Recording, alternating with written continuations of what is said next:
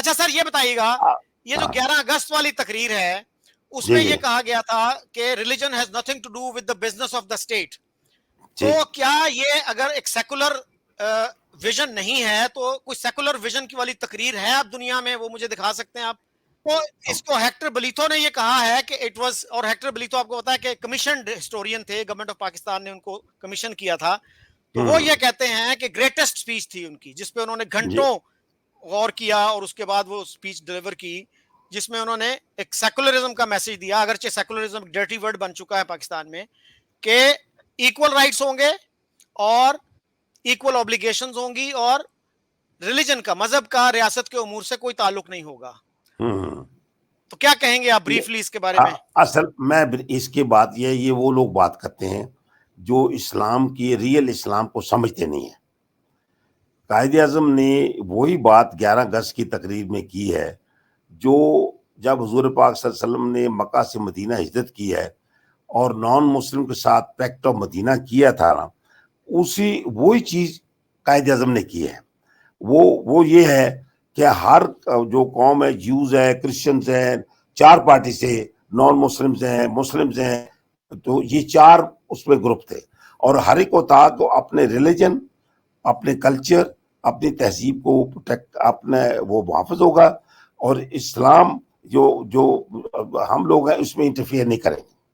اور اس پر یہ ہوا تھا، یہی چیز قائد اعظم نے اس میں بات کی ہے، اور اس پر قائد اعظم نے ایک 39 میں ایک انڈین لیجسلیٹو اسمبلی میں دہلی میں تقریر کرتے ہوئے کہا تھا، ایک انگریز کو کوٹ کرتے ہیں، اس کا نام میں بھول گیا ہوں، کہ اس کو کوٹ کر کے کہا کہ اسلام کے اندر ہی سیکولرزم موجود ہے، کہ سیکولرزم کو علیحدہ تھیوری اسلام میں نہیں ہے، ویسٹ میں تو علیحدہ ہے، ہمارے ہاں سیکولرزم، جو سیکولر مینز نان مسلم کے ساتھ کیسے ڈیل کرنا ہے۔ مسلمانوں سینچریز اولڈ حکومت کی ہے، اور انہوں نے جو نان مسلمز کو برات دی ہیں وہ کوئی بندہ نہیں دے سکتا، اور یہ قائد اعظم کی تقریر کو جو ہے، اور اس نے کہا کہ یہ جو I see with the passage of time Muslim would cease to be Muslim, Hindu would cease to be Muslim, Christian would cease to be Muslim، آگے لکھا ہے in the political sense not in the religious sense۔ یہ اس کا پوری تقریر لوگ بتاتے نہیں ہیں اس کے ورڈ، کہ یہ پولیٹیکل سینس میں ہے، not in the religious sense، یہ اس کا مطلب۔ جی یہ سیکولرزم بھی پولیٹیکل سینس میں ہی ہوتا ہے نا سر؟ تو سر مساک مدینہ کی، ہاں سر مساک مدینہ کی سر آپ نے بات کی، مساک مدینہ میں تو یہ بھی کہا گیا تھا کہ سارے مسلم اور نان مسلم امت واحدہ ہوں گے، یعنی ون نیشن ہوں گے آج کی ٹرم میں اگر کہا جائے، تو یہ تو ٹو نیشن تھیوری کی نیگیشن نہیں ہے سر؟ نہیں وہ اس میں اسی لیے مسلم اور non Muslim making one nation, اور پھر سر یہ جو ہے مساک مدینہ it was a temporary arrangement, اور سر اس کے بعد ایک حدیث بھی ہے سر، ایک حدیث بھی ہے کہ جزیرۃ العرب پہ اسلام کے علاوہ کوئی اور مذہب نہیں ہوگا، اس کے بارے میں کیا کہیں گے آپ؟ میری بات سنیں نا، یہ پہلی بات جو ہے آپ نے کہا کہ یہ اس میں نیشن میں نان مسلم شامل نہیں ہے، یہ آپ نے کہا ہے نا، میں اس لیے بات کہہ رہا ہوں کہ اس میں ملت واحدہ کہا گیا، مسلم نان مسلم سب کو مساک مدینہ میں، میں وہی بات کر رہا ہوں، اسی لیے پاکستان کے اندر جو ہے ہمارے جو نان مسلمز ہیں ان کو بھی پاکستانی نیشن کا حصہ سمجھتے ہیں۔ اس کا یہ مطلب نہیں ہے کہ صرف مسلمان حصہ ہیں، غیر مسلم بھی ایکول پاکستانی ہے جس طرح کے مسلمان ہیں، یہ غلط لوگ پھیلاتے ہیں۔ تو سر ٹو نیشن تھیوری اب ویلڈ ہے کہ نہیں ہے؟ نہیں، آپ ویلڈ نہیں ہے، آج پاکستانی نیشن ویلڈ ہے، وہ تو پاکستان بنانے تک تھی نا۔ اچھا سر یہ بتائیے گا کہ اگر پاکستان کو ایک اسلامک اسٹیٹ بنانا تھا تو پھر جناح صاحب نے مولانا شبیر احمد عثمانی کے ہوتے ہوئے ایک ہندو کو، جوگندر ناتھ منڈل کو وزیر قانون جیسا کلیدی عہدہ کیوں دے دیا؟ ایک احمدی کو، سر ظفر اللہ خان کو وہ وزارت خارجہ جیسا کلیدی عہدہ کیوں دے دیا؟ ایسے کوئی بات نہیں ہے، یہ اسلامک ہسٹری میں ہوتا رہا ہے۔ آپ حضرت عمر کے خلافت راشدہ میں کئی مثالیں ہیں، نان مسلم کو بڑے بڑے عہدے دیے گئے، اور پھر اب آپ پاکستان پہ آئے، میرے پاس کوئی درجنوں مثالیں ہیں، اس کا ٹائم نہیں اس پہ بات کرنے کا۔ محمود غزنوی بھی لے لیں، جس کو کہتے ہیں جی اسلام جو بڑے ظلم و ستم کیا، اس کے ایک سپہ سالار بھی ایک ہندو تھا، آپ کو سن کے یہ حیرانگی ہوگی۔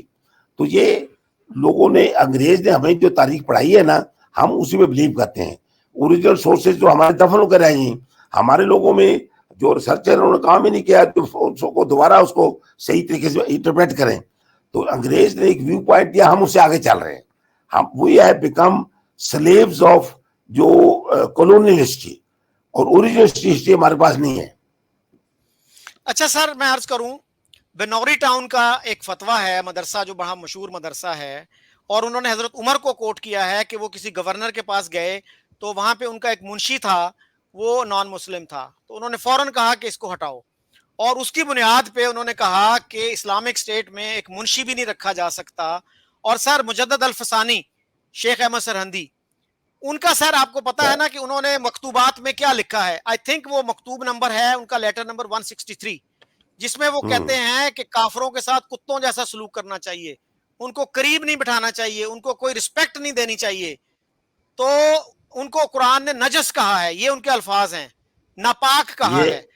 میری بات سنیں نا, یہ ایک انڈیویجول ویوز ہے جس سے ہم ڈس ایگری کرتے ہیں. میں اقبال نے ان چیزوں سے ڈس ایگری کیا ہے. دیٹس ناٹ دی ریئل اسلام. سر یہ باتیں کافی لوگوں نے غلط کی ہیں ایسی, میں آپ سے ایگری کرتا ہوں, لیکن اس کا یہ مطلب نہیں کہ اسلام ہی غلط ہے. سر پھر کیا مجدد الفسانی نے اسلام کو غلط سمجھا؟ کیا نہیں, آپ اس مدرسہ کو, بنوری ٹاؤن نے اسلام کو غلط سمجھا؟ یا تو ہم اوپنلی میری کہیں نا سر پھر.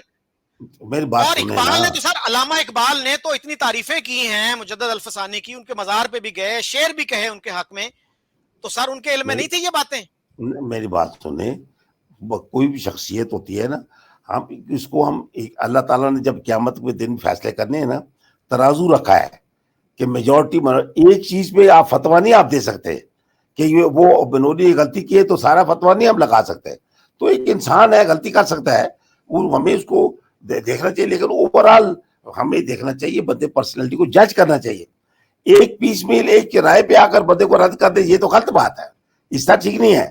انسان مجھے انسان ہے, وہ انسان ہے, غلطی کر سکتے ہیں, نبی بھی غلطی کر سکتے ہیں, اس میں کون سی بات ہے. لیکن اس کا یہ مطلب نہیں ہے آپ کی بنیاد ہی غلط ہے. ٹھیک ہے, اقبال کو اسی لیے آپ پڑھیں, جو کلاسیکل پیریڈ کے اسلام کی چھاپ ہے وہ غلط ہے. ماڈرن ایج کے اندر اس کو ود آرگومنٹ, دلائل اور ریئلٹی, ہیومرزم کے ساتھ ملا کر اس کو دیکھیں. دیٹ از دی ریئل اسلام. تو سر اس کو کون ریپریزنٹ کرتے ہیں؟ 3-4 اسکالرز کے نام بتائیں گے پلیز, جو جدید اسلام ہے, جو ہیومنسٹک اسلام ہے. میں تو اقبال کو اس کو ریپرزینٹ کرتا ہوں. مجھے تو آپ اور تو مجھے کوئی یہاں پاکستان میں, انڈیا پاکستان کے اندر مجھے ابھی نظر نہیں آتا ہے. باقی کے اندر کوئی خامیاں موجود ہیں. اچھا سر, زندہ رود جو کتاب ہے علامہ اقبال پہ, ان کے بیٹے نے لکھی, جاوید اقبال نے, اس میں تو جی جی بڑا انہوں نے لکھا ہے کہ وہ ہندوازم کے بھی خلاف نہیں تھے, سکھ ازم کے بھی خلاف نہیں تھے. رام جی کی مدح میں انہوں نے ایک نظم کہی, اور اس پہ ان پہ کفر کا فتویٰ بھی لگ گیا تھا. تو ان کا جو علاج کرتے تھے ڈاکٹر جمیت سنگھ, وہ بھی ایک ہندو تھے, تو بڑے اچھے تعلقات تھے. نہرو فیملی کے بھی وہ بڑے مداح تھے. تو یہ باتیں تو آج ہمیں نہیں بتائی جاتی. میرے بات میں کہہ رہا ہوں, انہوں کو چھپی ہے کتاب, لوگ پڑھتے ہیں, ایسی بات جی تو نہیں ہے. جی وہ کتاب میں جی بین تو کوئی نہیں لگا ہوا ہے, وہ لوگ پڑھتے سر ہیں, ایسی بین کوئی نہیں, بات نہیں. بین سر بین نہیں لگا ہوا ہمارے ہاں. آپ کو پتا ہے نا کتاب کا پرنٹ رن کتنا ہوتا ہے, 1000 کتاب اگر ایک سال میں بک جائے تو ہم کہتے ہیں بیسٹ سیلر ہے. لیکن میں بات کہتا یہ ہوں, ہے کہ کوئی ٹی وی اینکر جو ملینز آف لوگ دیکھتے ہیں, کوئی ٹی وی اینکر, کوئی کالم نویس ان چیزوں کا بار بار ذکر نہیں کرتا. ایک دفعہ آ گیا کتاب میں, ٹھیک ہے جی, 1000 کاپی چھپ گئی, 2000 چھپ گئی, کتنے لوگ ہیں 25 کروڑ میں سے کتنے لوگوں تک پہنچتی ہیں یہ باتیں. اچھا سر, کل آپ سے بات ہو رہی تھی, آپ نے فرمایا کہ آپ, میں نے پوچھا کہ آپ کن سکولرز کو ایڈمائر کرتے ہیں, تو آپ نے سٹینلے والپرٹ کا نام لیا. اچھا, جی جی حال ہی میں سر پروفیسر اشتیاق احمد نے کتاب لکھی ہے جناح صاحب پہ, اور وہ سب سے جی, ڈیٹیلڈ کتاب ہے, وہ دیکھیے آپ نے, کیا کہیں گے اس کے بارے میں؟ وہ بھی ان کا ایک اپنا ایک نقطہ نظر ہے, جی جی جس سے میں, جو انہوں نے نقطہ نظر اپنا پیش کیا ہے, میں اسے اگری نہیں کرتا ہوں. آپ کو اس اس میں میں کیا خرابی اسپیسیفک ہے؟ آپ بتائیں, کچھ اسپیسیفک آپ کے ذہن میں جو ہے اس کا پھر جواب دوں گا. آپ مطلب بتائیں ان آپ کا کے ایک, ذہن میں. ہاں ایک تو ان کا یہی ہے کہ وہ عائشہ جلال سے آپ کی طرح ڈس ایگری کرتے ہیں کہ جی جناح صاحب پارٹیشن نہیں چاہتے تھے, اور اسی لیے انہوں نے کیبنٹ مشن پلان ایکسپٹ کر لیا تھا. تو وہ انہوں نے بے شمار سٹیٹمنٹس ان کی کوٹ کی ہیں کہ نہیں, he wanted Islam Pakistan under any circumstances. اور یہاں تک بھی انہوں نے کہہ دیا تھا کہ اگر پاکستان نہ بنا تو انڈیا میں اسلام اور مسلمان ختم ہو جائیں گے. تو آپ کا کوئی میجر ڈس ایگریمنٹ اگر ہو ان سے تو بتائیے کیا ہے؟ تو میں وہی بات کر رہا ہوں کہ کوئی اسپیسیفک بات ہو میں آپ کو بتاؤں، ورنہ ان کا جو کتاب میں جو ان کا اپنا سسٹم ہے وہ ایک پولیٹیکل سائنٹسٹ کا ویو ہے، ہسٹورین کا ویو نہیں ہے وہ، ٹھیک ہے؟ ہی پولیٹیکل سائنس پروفیسر ہمارے ہاں جو ہے، اور وہ پبلش کتابوں کے بیس پر وہ اپنا ویو بناتا ہے. میری جو جتنی بھی کتابیں ہیں ساری پرائمری سورس کے بیس پر ہیں، جتنی پرائمری سورسز ہے، اور اس میں تبھی میرا جو کتابوں میں جو 2 دن زیادہ ہے 80% نیو مٹیریل ہے جو میں نے دنیا کو دیا ہے. اور اس میں کتنے لوگ پڑھتے نہیں پڑھتے، اب میں لوگوں کو کیا بلیم کروں گا؟ مثلا میں نے قائد اعظم پہ میں نے یہ کہا کہ یہاں اکثر آپ نے بھی بایوگرافی پڑھا ہوگا، Quaid Azam started his political career in 1906. میں نے اس کو ریفیوٹ کیا. میں نے لکھا ہے Quaid Azam started his political career in 1897. میں نے 2 حوالے بھی دیے ہیں. 97 جب کانگریس جوائن کی، اس قائد اعظم کا اپنا انٹرویو کا حوالہ دیا جو 1913 میں اس میں لارڈ کیسلری کو دیا تھا. اور پھر اس کے بعد ہم دیکھتے ہیں وہاں پر بامبے گزٹ اخبار ہے، اس میں انجمن اسلامی اور اس کے جو جولائی اور اگست کی اخبار میں ہے جو بامبے گزٹ اخبار بامبے کا ہے، اس کے اندر جناح صاحب کا اس میں حوالہ ملتا ہے. میں نے تو حوالے دیے ہیں، میں حوالے سے کوئی بات نہیں کرتا ہوں سر. اچھا سر، مجھے بڑا اچھا لگا ہے آپ مجھ سے آپ یہ باتیں کر رہے ہیں، آپ کلیئر کر رہے ہیں، ماشاءاللہ بہت اچھا. آئی اپریشیٹ جو. جی تھینک یو ویری مچ. اچھا سر، میرے ایک دوست تھے اور آپ کے وہ شاگرد تھے رانا ارشد شمیل، انہوں نے سر سوروردی حسین شہید سوروردی پہ تھیسس لکھا. آئی تھنک کہ وہ ان کو ڈگری ملی 92 میں. تو اس میں وہ مجھے بتا رہے تھے کہ آپ نے ان سے کہا کہ سوروردی صاحب کی جو انڈیپینڈنٹ بنگال والی اسکیم تھی نا اس کا ذکر نہ کیجیے گا. تو کیا خاص وجہ تھی کہ آپ نے ان کو منع کیا کہ اس چیز کا ذکر نہ کریں؟ مجھے اب یاد نہیں ہے میں نے کیا بات کی ہے یہ، ورنہ اگر اس کے بارے میں جو بنگال والی اسکیم ہے نا، جو اس کے میرا ویو جو ہے نا، مجھے اب یاد نہیں اس کو کیا انہوں نے کیا لکھا تو میں نے کیا کہا، مجھے اب یاد نہیں ہے. لیکن میں اس کے بارے میں آپ کو بتا دوں کہ سوروردی کی اسکیم کے پیچھے بھی جناح صاحب تھے، اور جناح صاحب بہت فار سائٹڈ بنے کے، اس لیے انہوں نے نوٹ کیا. نوٹ جیسے کہتے ہیں نا، صرف سارا لانا ہے، منہ سے بولنا نہیں ہے. یہ ان کی نوٹنگ شامل ہے اس میں، اور اس ویو پر شامل ہے کہ کانگریس نہیں مانے گی، اور وہی ہوا.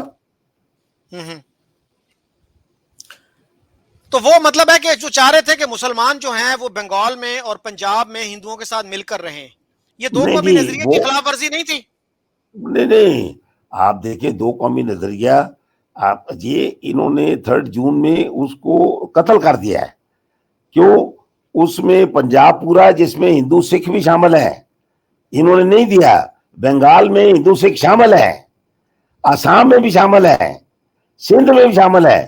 یہ تو کانگریس نے سکھوں کو موبلائز کیا کہ ایسٹ پنجاب میں قتل عام کرو اور بہار کے اندر قتل عام کرو. انہوں نے یہ کام شروع کیا، مسلمانوں نے شروع نہیں کیا. یہ بلیم ہمیں کرتے ہیں، یہ بعض ہسٹورین ہمارے غلط لکھتے ہیں اس میں. سر جو فسادات تھے بڑے پیمانے پہ وہ تو کلکتہ سے شروع ہوئے تھے جب مسلم لیگ نے ڈائریکٹ ایکشن ڈے منایا 16 اگست 1946 کو، اور پنجاب میں جو رائٹس شروع ہوئے وہ راول پنڈی سے شروع ہوئے مارچ 47 میں. جو ایسٹ پنجاب میں سر جو شروع ہوئے وہ تو بعد میں ہوئے. میری بات سنیں نا، لوگ اب اصل ریالٹی کیا ہے وہ لوگ نہیں بتاتے، لوگوں نے پڑھا ہی نہیں ہے، لوگ پڑھتے ہی نہیں ہے اس میں.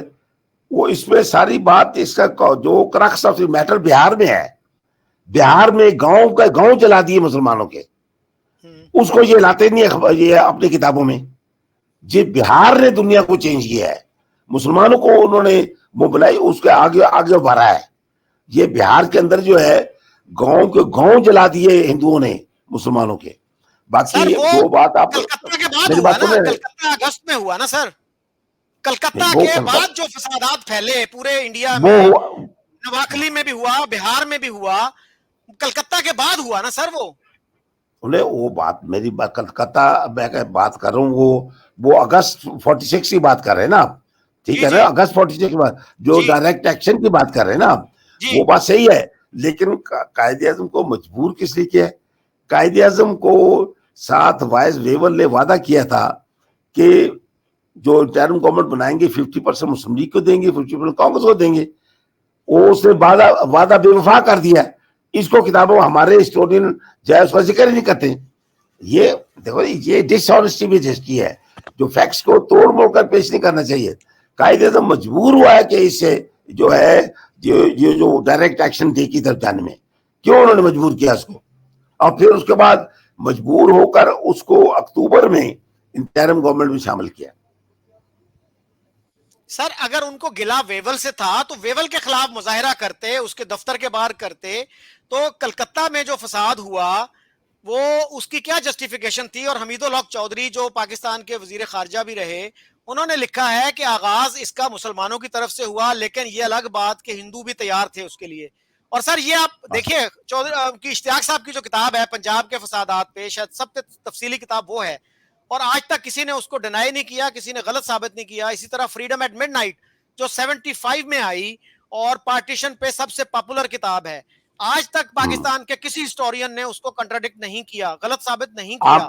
آپ نے مارچ میں ہوا نا یہ فسادات, جن میں سے ایک بہت بڑا واقعہ جو ہے کہوٹا میں ہوا تھا, جہاں ہندوؤں اور سکھوں کو زندہ جلا دیا گیا.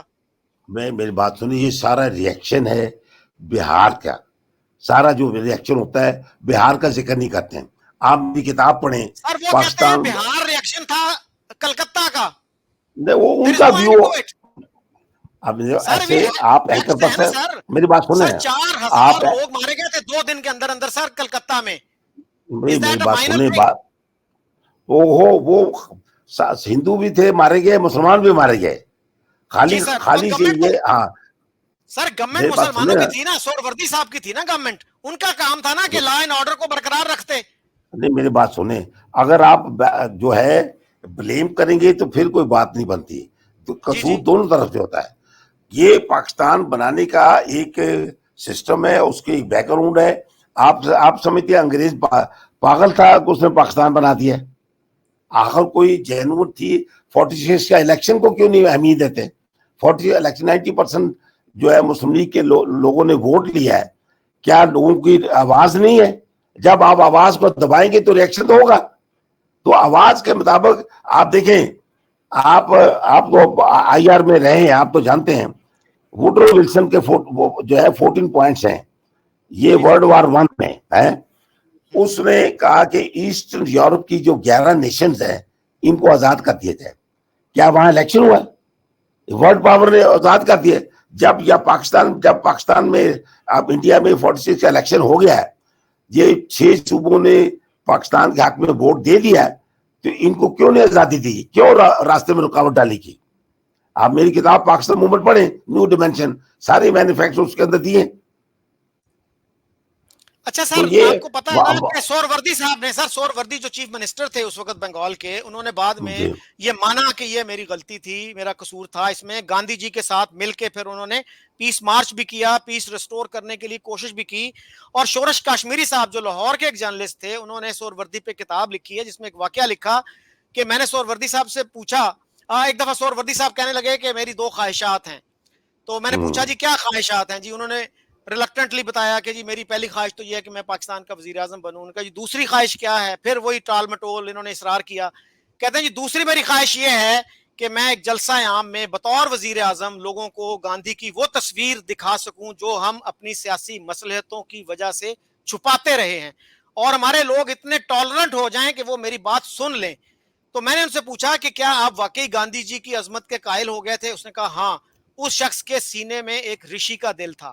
یہ سور وردی صاحب کہہ رہے ہیں جنہوں نے وہ فسادات کروانے میں بڑا اہم رول ادا کیا, جن کا کام تھا لا اینڈ آرڈر کو مینٹین کرنا ہر قیمت پہ. وہ چیف منسٹر تھے اس وقت, انہوں نے اس کو فیسیلیٹیٹ کیا, اور بعد میں پھر جو ہے وہ معافی بھی مانگتے رہے کہ جی میرے سے غلطی ہو گئی.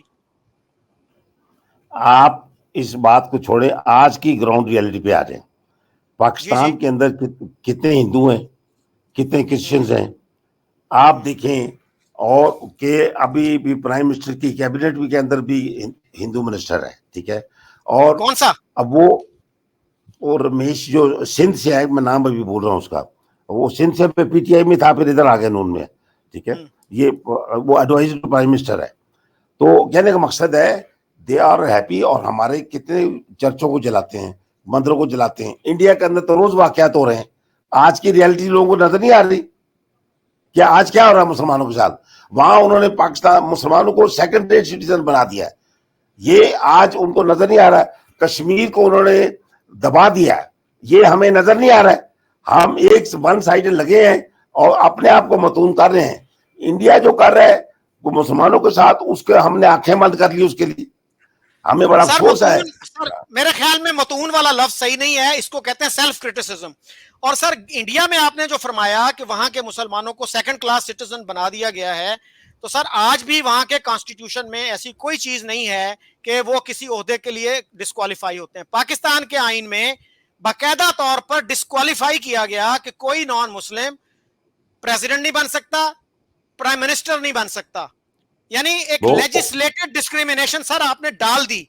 اور پریکٹیکل ریالٹی کیا ہے کہ انڈیا میں صدر بھی مسلمان رہے ہیں, اور ایک ایئر چیف مسلمان رہا ہے, آئی بی کا چیف مسلمان رہا ہے, ایک سکھ جو ہے جو 2% سے بھی کم ہے وہ پرائم منسٹر رہا ہے. پاکستان میں مجھے بتا دیجئے کوئی نان مسلم جو ہے کراچی کا, لاہور کا کوئی میئر بنا ہو, ضلع کا جو ہے ناظم بنا ہو. ہم نے تو سر ان کا جینا دوبر کیا ہوا ہے, ہم اس پہ بات بھی نہیں کرتے. نہیں, سندھ کے اندر کئی یونین کونسلز ہیں جن کے میئر اور ان کے چیئرمین جو ہے یہ نان مسلمز ہیں. سندھ کے اندر کئی یہی ایسے. میں آپ کی سر ضلع کونسل کا مجھے بتا دیجئے کوئی بنا ہو, کوئی چیف سیکرٹری بنا ہو, کوئی وائس چانسلر بنا ہو, کوئی گورنر بنا ہو, کوئی مطلب جو سینئر ہوتے ہیں, کوئی آرمی چیف بن سکتا ہے سر, آرمی چیف بن سکتا ہے کوئی نان مسلم. آپ دیکھیں کارنیلیس جو ہے, جسٹس کارنیلیس مشہور نہیں ہے. آپ کے جوڈیشری کا چیف جسٹس رہا ہے ہمارا بون صاحب جو ہے, بڑے ہوتے رہے یہاں پر. ایسے کوئی مسئلہ نہیں ہے. گزارش یہ ہے سر, میں جب بات یہ کرتا ہوں نا, 2 لوگوں پہ جا کے لسٹ ختم ہو جاتی ہے. ایک کارنیلیس تھے اور ایک رانا بھگوان داس تھے. سر بھگوان داس پہ بھی ہمارے ایک صاحب پہنچ گئے تھے کورٹ میں کہ ایک نان مسلم ہمارا چیف جسٹس نہیں ہو سکتا. تو یہ ہم انسپائر کرتے ہیں کانفیڈنس اپنے نان مسلمز میں سر, اور آئین میں ہم نے لکھ دیا سر. اور سر مسلمان جو انڈیا کے مسلمان ہیں, ان کو جب ایک ہندو کہتا ہے کہ بھائی تم اگر خوش نہیں ہو یہاں پہ, تو تم نے تو سپورٹ کیا تھا 90%, آپ نے بھی فرمایا جیسے اوور ویلمنگلی, تو آپ تو مورل رائٹ ہی نہیں ہے آپ کا انڈیا میں رہنے کا. آپ چلے کیوں نہیں گئے تھے Pakistan? If you are unhappy here, you said you could not live with non-Muslims, you could not live with Hindus. What are you doing here? کیا جواب دے ان کو؟ اس کا میری بات سنیں, یہ غلط آرگومنٹ ہے. یہاں سندھ کے اندر آپ کو پڑ رہا ہے 1/3 پاپولیشن ہندو کی ہے. انہوں نے کانگریس کو ووٹ دیا, کیا ہم نے ان کو نکال دیا؟ وہ اپنے آپ ہی گئے ہیں. یہ لیڈرشپ کی جو ہے ان کی شارٹ سائٹڈنس ہوتی ہے. ہمارے جو سکھ رہ رہے مسلمان ہیں, انہوں نے ان کو ووٹ دیا کہ ہم نے ان کو نکال دیا. یہ غلط آرگومنٹ ہے, ایسی بات نہیں ہوتی. سر رمیش صاحب جن کا بھی آپ نے حوالہ دیا, رمیش صاحب نے 2014 میں قومی اسمبلی میں کہا تھا کہ ہر سال 5000 ہندو پاکستان چھوڑ کے انڈیا جا رہے ہیں. کیوں جا رہے ہیں؟ اور کتنے انڈین مسلمان ہیں جو پاکستان آئے ہیں؟ اور سر بنگلہ دیش کی مثال میں آپ کو دے دیتا ہوں. بنگلہ دیش میں 28% ہندو تھے جب پاکستان بنا, آج کتنے ہیں؟ 8%. What happened to the rest? وہ اپنی مجبوری کی وجہ سے چلے گئے. they were not happy. ان کا ہم نے وہاں چلتے ہیں, کسی کو روک تو نہیں سکتے اگر آپ اس میں نکالیں گے. سر حالات اب جب ایسے پیدا کریں گے, لوگ خوشی خوشی کوئی گھر بار نہیں چھوڑتا اپنا. انڈیا کے مسلمان کیوں نہیں آ رہے؟ آپ نے کہا سر ان کی زندگی اجیرن ہو گئی ہے. کتنے مسلمان ہیں جو انڈیا سے آگے پاکستان میں پناہ گزین ہوئے ہیں؟ بے شمار ہے. بتائیے سر کتنے پچھلے 5 سال میں 10 سال میں سر 10 سال میں کتنے آئے ہیں؟ اس میں تو میرے پاس فکر نہیں ہے, لیکن پچھلے دور میں جو ہے کافی آتے رہے. یہ مطلب ہے کہ ضیاء اللہ کے ٹائم تک جو انڈیا سے مسلمان آتے رہے. سر آج تو ہمیں یہ کہا جاتا ہے نا سر کہ بی جے پی کی وجہ سے زندگی اجیرن ہو گئی ہے نا. پہلے ہم کہتے تھے کانگریس کی وجہ سے زندگی اجیرن ہو گئی ہے. بھٹو صاحب نے 68 میں کہہ دیا تھا کہ جی campaign of extermination is going on against the Muslims of India. اور ایکسٹرمینیشن کیا ہے؟ وہ 9% تھے, 9.5% 1947 میں, اب وہ 15% ہے.